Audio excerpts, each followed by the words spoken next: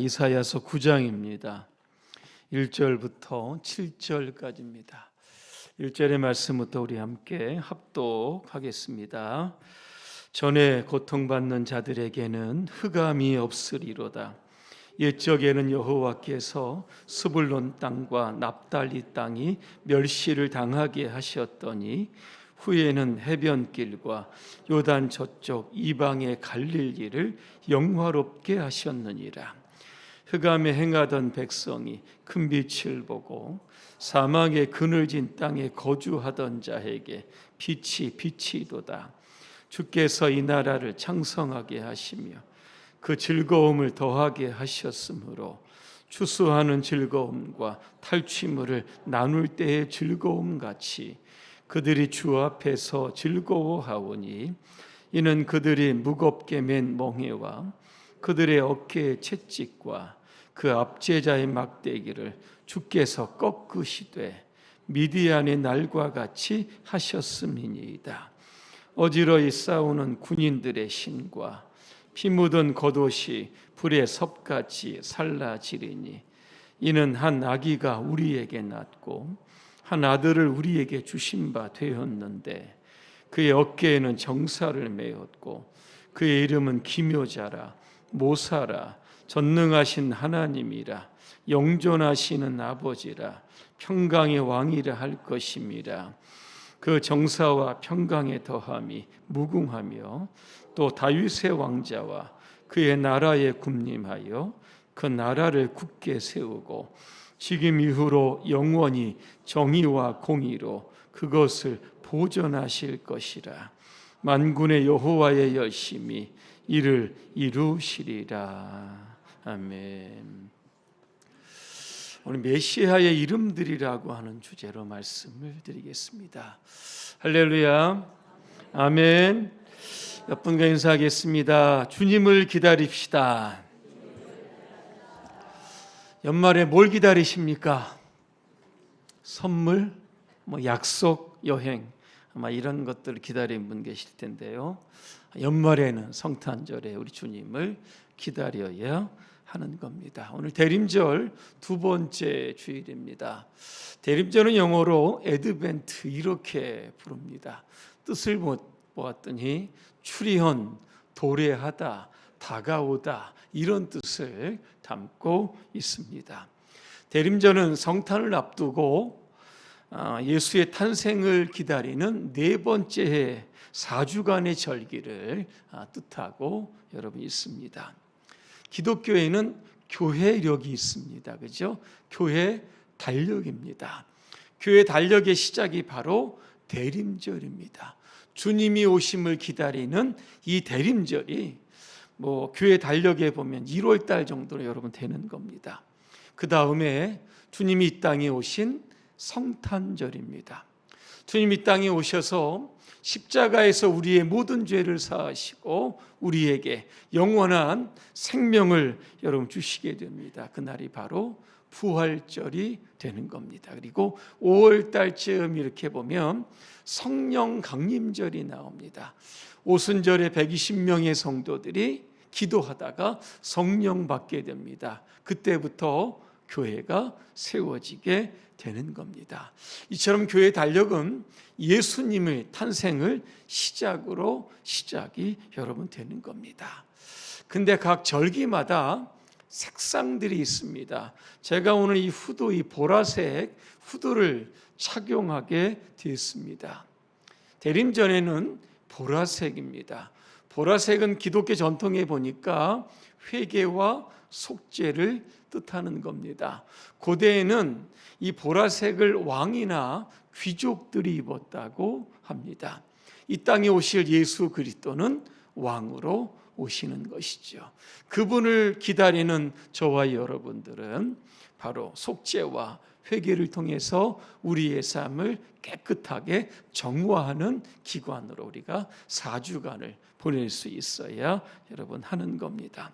그 대림절이 되면 촛불이 하나씩 켜지게 됩니다. 어두운 세상을 비치는 구원의 빛으로 오신 예수님을 상징합니다. 대림절 첫 번째 날의 촛불은 바로 소망의 빛입니다. 두 번째 초는 평화, 세 번째는 기쁨, 네 번째는 사랑의 초가 켜지게 됩니다. 네 번째 초가 켜지게 되면 그죠? 온 세상에 주님이 오실 그죠? 그때가 가까이 오게 되는 겁니다. 대림전에는 초대교회 성도들이 모일 때마다 이런 기도를 드렸다고 합니다. 제가 한번 참고로 오늘 짧기 때문에 제가 한번 기도의 내용을 한번 읽어드리려고 합니다. 하나님, 우리는 기뻐하며 예수님의 약속을 기억합니다. 이 촛불에서 나오는 빛처럼 그리스도의 축복을 우리에게 내리시어 우리 길을 밝히시옵소서. 주님의 진리로 우리를 인도하여 주시옵소서. 우리가 간절히 기다리오니 이 세상 어둠 속에 그리고 바로 우리에게 예수님의 생명을 내려 주소서. 아멘. 이렇게 초대교인들은요, 대림절 절기일 때마다 이렇게 기도했다고 합니다. 대림절은 주님을 기다리는 절기입니다. 2000년 전에는 주님의 초림을 기다립니다. 지금 저와 여러분들은 다시 오실 예수 그리스도 재림을 기다리고 있습니다. 주님을 기다리는 여러분 마음 가운데 오늘 촛불이 하나둘씩 여러분 켜졌던 것처럼 평화와 기쁨과 사랑과 희망의 이런 촛불로 여러분 가득하시기를 주님의 이름으로 오늘 축복합니다. 오늘 본문에 보니까 이사야 선지자가 나옵니다. 예수님이 탄생하시기 전 700년 전에 유대 땅에서 활약했던 여러분 선지자입니다. 구체적으로 이사야는 이 유다의 그 우시야 왕이 죽던 해부터 시작이 됩니다. BC 740년입니다. 그러면서 므낫세 왕까지 680년, 도합 이렇게 보니까 한 60년 동안 유다의 땅에서 하나님의 말씀을 전했던 여러분 선지자 여러분이었던 겁니다. 오늘 우리가 읽었던 이사야 9장 말씀에 보면 상황은 이렇습니다. 오늘 나오는 지명들이 나오는데 이쪽이 바로 북쪽 이스라엘 땅입니다. 이곳에 아수르가 침공해서 나라가 지금 망한 상태입니다. 그래서 이사야는 그들에게 메시아가 오면 모든 것들이 회복될 것이다라고 하는 희망의 메시지를 선포하고 있습니다. 1절에 보니까 북이스라엘 저 위쪽에 있는 두 개의 지방이 나옵니다. 스불론과 납달리입니다. 여러분 갈릴리 바다 혹시 여러분 가신 분 있으실 텐데요. 이 갈릴리 바다 바로 왼쪽이죠. 왼쪽이 바로 스불론이고요. 왼쪽이 북서쪽이죠. 갈릴리 바다 이게 바로 오늘 납달리라고 하는 겁니다. 이 지역을 보면 이스라엘 그 북쪽 끝에 있습니다. 그러다 보니까 이방 민족의 침입이 잦게 됩니다. 자, 열왕기하 15장 29절에 보니까 북이스라엘에 베가라고 하는 왕이 있었습니다. 그때 아수르 왕이 침공을 합니다. 갈릴리, 스불론, 납달리를 점령을 하고 그곳의 주민들을 아수르로 포로로 끌고 간 적이 있습니다. 그러면서 북이스라엘 거의 마지막 왕이죠. 호세 왕 때입니다. 이게 BC 722년에 북이스라엘 완전히 망하게 여러분 되었습니다. 자, 그러면서 이제 아수르는 북이스라엘 지역이죠. 특별히 사마리아 땅에 이방 민족을 대거 투입을 시킵니다. 그러다 보니까 북이스라엘도 여러분 유대 정통 유대인들이 아닙니까? 그러다 보니까 유대인들이 이방 민족과 함께 결혼하며 살게 되면서 유대인의 정통성을 상실합니다. 그래서 예수님 시대에 보면 사마리아 사람들 북이스라엘 그 당시 수도였습니다. 저들은 유대인들이 아니라 혼혈 민족이다. 이렇게 이야기를 하면서 상종하지도 않고 그들의 땅을 밟지도 않았던 그런 역사적인 배경이 있었습니다. 그래서 오늘 1절에 보니까 스불론과 납달리가 멸시를 받았다. 그죠? 이렇게 표현을 하고 있습니다. 자, 그러면 왜 이 두 지역과 북이스라엘이 나라가 망하고 이방 민족으로부터 고통을 받았을까라고 하는 겁니다. 그 원인을 조금 추적을 해야 하는 겁니다. 2절에 단서가 딱 나옵니다. 뭐라고 나옵니까? 흑암에 행하던 백성이 그랬습니다. 이스라엘 땅이 여러분 흑암으로 가득했을 때, 그때가 언제인지 아십니까? 바로 하나님을 버리고 우상을 숭배했던 때입니다. 여러분 솔로몬 왕 아실 겁니다. 그죠? 솔로몬이 죽고 난 이후에 이스라엘이요 남북으로 분단이 됩니다. 그때 북쪽 이스라엘의 초대 왕이 누구냐면 여로보암입니다. 원래 이 사람은 솔로몬의 그 신하였습니다. 10지파를 가지고 한 나라의 왕이 여러분 되었습니다. 그가요 왕이 된 이후에 가장 먼저 한 일이 뭔지 아십니까? 북쪽에 있는 베델과 단이라고 하는 지역에 금송아지 신상을 세웁니다. 그리고 백성들에게 뭐라고 이야기하냐면 이 금송아지가 바로 너희들을 애굽에서 인도해낸 하나님이다. 여러분 이렇게 이야기를 하고 있습니다. 당시 보면 이스라엘은 남북으로 갈라져도 절기 때마다 어디에 가서 예배를 드렸냐면 예루살렘으로 가서 예배를 드렸습니다. 그러니까는 북쪽에 있는 이스라엘 사람들이 남쪽에 있는 유다에 와서 예배를 드렸던 겁니다. 이거를 지켜보던 여로보암 큰 걱정이죠. 혹시 내가 내 민족이 그죠?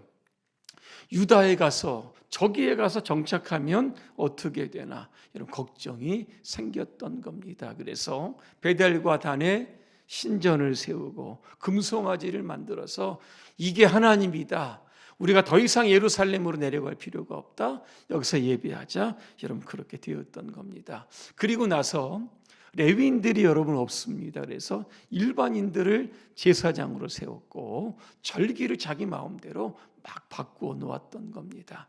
자, 그래서 여로보암은 북이스라엘 땅을 그죠? 완전히 우상의 도시로 여러분 만들었던 겁니다. 십계명에 보면 하나님이 가장 싫어하는 게 뭡니까? 우상 숭배입니다. 절대로 만들지 말고 절대로 섬기지 말라 그랬습니다. 만약에 우상을 만들거나 섬기거나 하면 자손 3, 4대까지 하나님께서 벌을 주시겠다 분명하게 말씀하고 여러분 있습니다. 그렇죠? 선지자들이 어떻게 합니까? 끊임없이 여러분 외칩니다. 회개하고 하나님께로 돌아옵시는데요. 듣지를 여러분 않는 겁니다. 오히려 선지자를 죽이는 일이 발생하게 되었던 겁니다. 그래서 하나님은 북이스라엘에 하나님을 떠난 죄, 우상 숭배, 그러므로 세상이 흑암으로 가득했죠. 그것을 바로 심판하게 되었다라고 하는 겁니다. 오늘도 우리가 신앙생활하면서 하나님을 믿으면서 우리의 삶이 언제 흑암으로 덮일 때가 여러분 있습니다. 그때가 여러분 언제입니까? 빛 되신 예수 그리스도를 떠날 때 우리의 삶은 여러분 어두워지는 겁니다. 그러면서 나도 모르게 어디로 갑니까? 죄의 길로 가고 여로보암의 길로 여러분 가게 되는 겁니다. 눈에 보이는 우상만 우상이 아닙니다. 오늘 우리의 내면에도 금송아지라고 하는 우상을 섬기고 있습니다. 금송아지가 여러분 뭐겠습니까? 성공에 대한 욕망일 겁니다. 그렇죠? 재물에 대한 탐욕일 겁니다. 세상에 대한 여러분 쾌락일 겁니다. 그렇죠? 세상에서 얻을 수 있는 만족감 이런 것들이 바로 오늘 금송아지가 될 수 있습니다. 다시 말하면 하나님보다 더 사랑하는 것 이게 바로 우리의 내면에 있는 금송아지가 여러분 되는 겁니다. 오늘 우리는 이 금송아지 때문에 그죠? 혹시 하나님을 떠나고 예배를 소홀히 하고 있지 않은지를 우리의 삶을 돌아보고 회개해야 합니다. 예수님 말씀합니다. 마태복음 22장 37절입니다. 마음을 다하고 목숨을 다하고 뜻을 다하여 주 너의 하나님을 사랑하라. 분명하게 말씀합니다. 그래서 그 하나님을 사랑하는 자에게 하나님 복을 주시는데 얼마나 복을 주시냐 봤더니 출애굽기 20장 6절입니다. 나를 사랑하고 나의 계명을 지키는 사람에게는 수천 대 자손에 이르기까지 한결같은 사랑을 베푸신다. 분명히 말씀하고 여러분 있습니다. 그죠? 북이스라엘은 아수르에 의해서 여러분 나라가 멸망합니다. 더 이상 여러분 소망이 여러분 없었던 겁니다. 그런데 하나님께서 그 땅에 메시아죠. 예수 그리스도를 보내주심으로 말미암아 그들에게 구원하게 여러분 되시는 겁니다. 그래서 여러분 마태복음 4장 13절과 16절에 보니까 예수님께서 스불론과 납달리 땅으로 가셨다라고 하는 말씀이 나옵니다. 왜 가셨을까? 우연이 아닙니다. 마태복음 4장 16절에 보니까 이는 선지자 이사야를 통하여 하신 말씀을 이루려 하심이라 그랬습니다. 흑암의 땅이죠. 사망의 그늘진 땅입니다. 그들에게 구원의 빛으로 예수님께서 그들의 땅을 밟으셨다는 겁니다.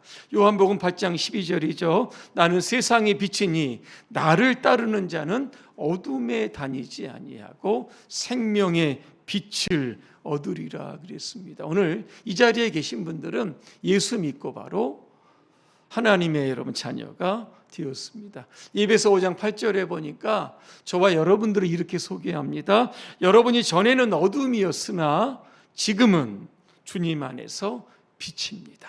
빛의 자녀답게 사십시오. 그러면서 빛의 자녀답게 사는 게 뭔가 말씀하시죠. 모든 착함과 의로움과 진실함에 있다. 분명하게 말씀하고 있습니다. 마태복음 5장 12절 14절입니다. 너희는 세상의 빛이다. 분명히 말씀하고 있습니다.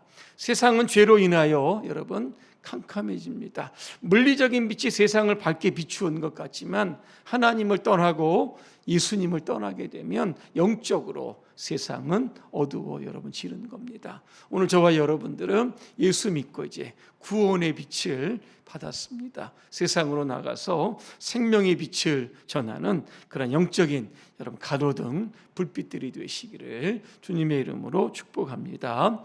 예수님 이 땅에 오시죠. 구원을 여러분 베푸시는데 그때 어떤 일이 일어나게 될까? 오늘 4절과 5절을 말씀으로 나와 있는데요. 어느 때라고 표현했냐면 미디안의 날과 같이 되었다. 미디안의 날, 이게 어느 때까 봤더니요, 사사기 6장에 오늘 보면 이 배경이 여러분 나옵니다. 이스라엘 백성이요 하나님을 떠납니다. 우상을 숭배하죠. 그때 미디안 족속을 통해서 이스라엘을 침공을 합니다. 7년 동안 이스라엘을 압제했다는 겁니다. 얼마나 고통이 있었을까? 성경에 보니까요, 파종기나 추수기가 되면 와가지고요 곡식을 다 뺏어갑니다. 그리고 밭을 갈았던 짐승들마저도 다 가져가는 겁니다. 나라가 경제가 완전히 파탄이죠. 굶어 죽어가는 사람들이 있었던 겁니다. 4절에 보니까 그 멍에 채찍 막대기가 나옵니다. 미디안이요 이스라엘 백성들을 다스릴 때 썼던 여러분 도구들입니다. 이스라엘 백성 너무 힘들죠. 하나님 이 미디안의 압제에서 우리를 구원해 주십시오. 근데 누구를 보냅니까? 기드온이라고 하는 사사를 보내 여러분 주시는 겁니다. 기드온의 300용사 아시죠? 미디안과 싸워 승리하게 오늘 되었던 겁니다. 그래서 미디안과의 전쟁에서 완전한 그러한 승리를 주셨던 겁니다. 오늘 미디안의 날과 같이 어떤 의미일까? 예수님이 이 땅에 죄로부터 우리에게 완전한 구원을 주시기 위해서 오신 겁니다. 마태복음 1장 21절에 보니까 주의 천사가 요셉에게 수태고지를 합니다. 내가 아들을 낳을 텐데 아들의 이름을 예수라고 이름을 지어라 그랬습니다. 이는 그가 자기의 백성을 죄에서 구원할 자다. 분명하게 말씀하고 있습니다. 예수님은 우리의 죄를 위하여 십자가에 여러분 죽으셨습니다. 사탄이 승리한 것처럼 그죠? 아마 승전가를 불렀을 겁니다. 하지만 3일 뒤입니다. 그죠? 예수님 부활하셨습니다. 죄와 사망의 권세를 무력화시키고 우리에게 영원한 생명과 구원을 여러분 주시게 여러분 되었던 겁니다. 그러면서 오늘 이사야는 6절과 9절의 말씀을 통해서 메시아의 또 다른 이름이 있습니다. 메시아는 예수 그리스도인데 또 다른 이름은 뭘까? 오늘 보니까 예수님을 기묘자와 모사로 표현합니다. 영어 성경에 보니까 이 두 단어를 하나로 합쳐서 원더풀 카운셀러 이렇게 표현하고 있습니다. 우리가 보통 기묘하다, 그죠? 원더 이런 말을 여러분 잘 사용합니다. 그죠? 우리의 능력과 이성을 초월했던 하나님의 역사가 나타날 때 참 기묘하다. 예수님은 기묘하신 분입니다. 왜 그렇습니까? 예수님은요, 하나님의 아들이시죠. 영적인 분이십니다. 하지만 한 아기, 육체를 가지고 이 땅에 태어나십니다. 또 공생의 사역을 이렇게 들여다보니까 뭘 하셨냐 이렇게 보니까 병든 자, 그죠? 귀신 들린 자, 죽은 자를 살리시죠.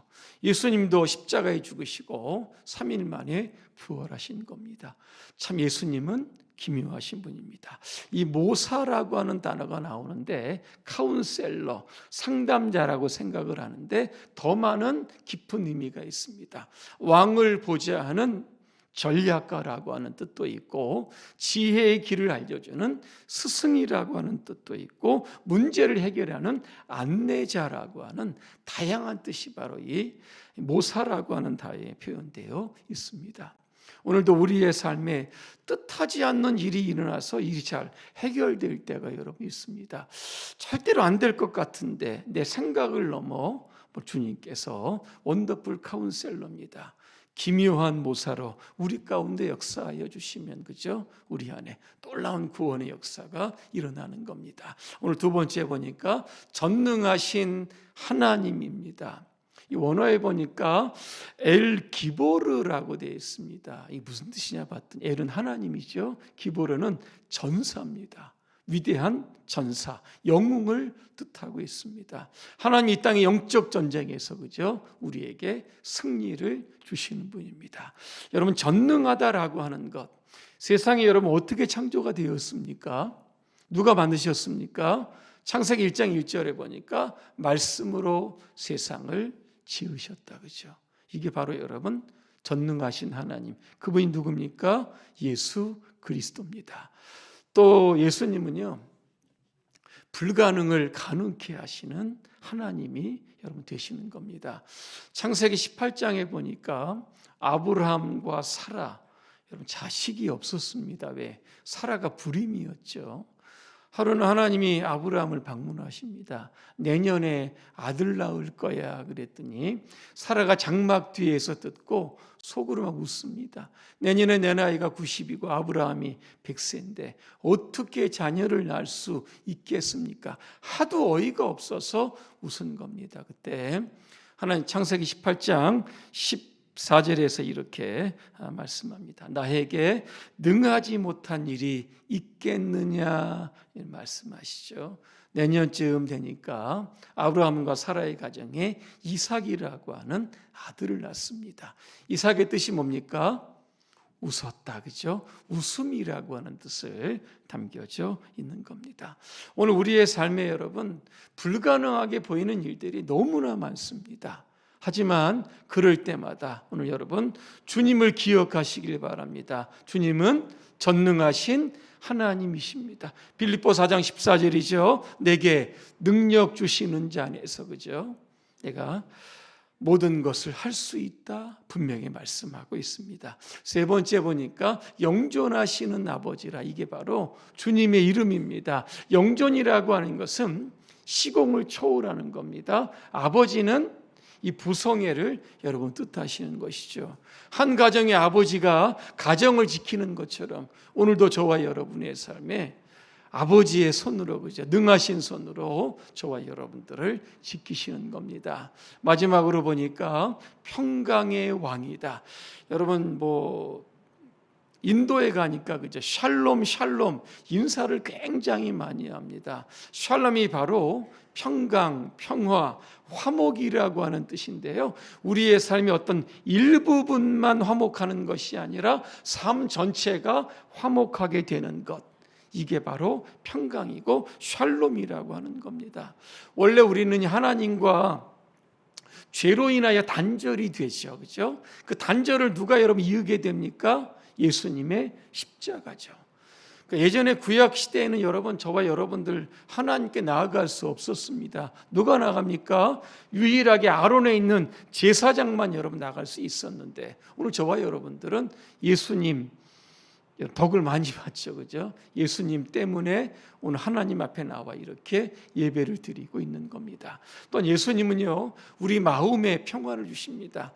요한복음 14장 27절에 보니까 많은 사람들이 근심하죠, 염려하죠, 두려워하죠. 내가 주는 평안으로 너희의 모든 삶을 평화롭게 하겠다 말씀하고 있습니다. 또한 예수님은요, 사람 사이에도 평화를 주시는 분입니다. 그럼 우리가 이 땅에서 여러분 어떻게 살아야 되느냐? 오늘 성경에 나옵니다. 마태복음 5장 9절입니다. 화목해 하는 자는 복이 있나니 그들이 하나님의 아들이라 일컬음을 받게 될 것이다. 오늘 저와 여러분들 이 땅의 사명이 바로 화평케 하는 자들입니다. 세상 전쟁은요, 언제 끝날지 모릅니다. 종전했다고 하는데 산발적으로 이스라엘 하마스 간에 여러분 계속 전쟁하는 거 여러분 다 아실 겁니다. 사람들 간에도요, 물리적 전쟁이 아니라 보이지 않는 내면의 전쟁이 끊임없이 여러분 존재합니다. 그죠? 우리는 이러한 시대에 화목에 여러분 십자가를 지고 희생제물이 되어서 내가 먼저 여러분 손 내밀고 용서하고, 그죠? 이래서 우리 안에 화목의 공동체를 만들어 가야 되는 겁니다. 결론입니다. 예수님이 이 땅에 빛으로 오셨습니다. 어떤 빛입니까? 세상을 흑암하게 만들었던 죄를, 그죠? 이 결박하고 우리에게 영원한 생명과 구원의 빛을 주시는 예수님으로 오셨습니다. 예수님은 원더풀 카운셀러입니다. 전능하신 하나님이 되시고 영존하시는 아버지가 되십니다. 평강의 왕이 되십니다. 오늘 우리가 이 대림절을 우리가 보내면서 어떻게 보낼까? 메시아에 붙었던 그런 명칭들을 우리가 한번 생각해 보면서 내가 한번 예수님처럼 살아볼 수 있는 명칭들이 뭘까를 한번 좀 생각해 보시길 바랍니다. 이 원더풀 카운셀러가 여러분 괜찮은 것 같습니다. 우리 주변에, 그죠? 나의 도움을 필요하는 사람들이 여러분 한번 손 좀 내미시고 우리 주위에, 그죠? 화목을 아름답게 이루어가는 저와 여러분들 되시기를 주님의 이름으로 축복합니다. 기도하겠습니다. 은혜로우신 하나님, 전에도 그렇고 지금도 그렇습니다.